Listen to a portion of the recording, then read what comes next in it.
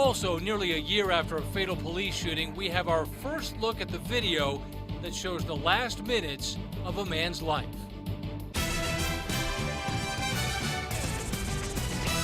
That just released video was taken by a neighbor. But the attorney for the victim's family wants to know why it took so long for Albuquerque police to show it to you.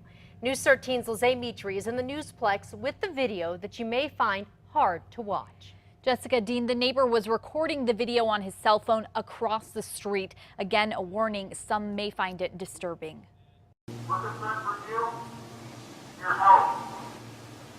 We're not here to harm you. We don't want anybody to get hurt.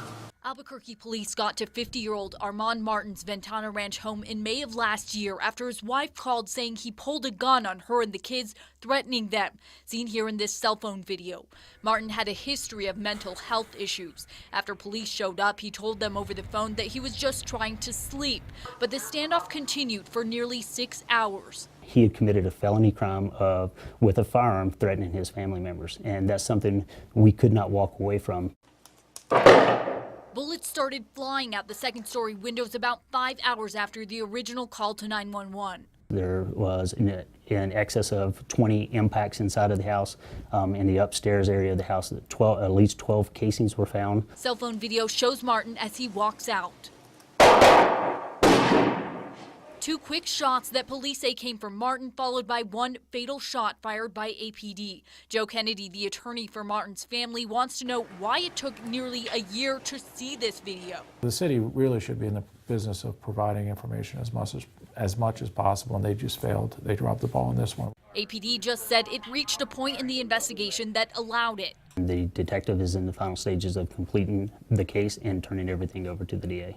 Kennedy isn't convinced. When they have some concerns or have some issues with their own liability, they withhold it. It's not a consistent policy. APD video shows what looks like a gun in Martin's hand as officers walk up to his body, but we don't see video from officers of the actual shooting, only from a neighbor's cell phone. The deputy chief told us the helmet cameras only have a 2-hour battery life, so officers were turning them on and off throughout the 6-hour standoff. Back to you. All right, thank you, Lizzie. Attorneys for Martin's family will review the video before deciding what step to take next. APD says the officer who fired the deadly shot has returned back to full duty.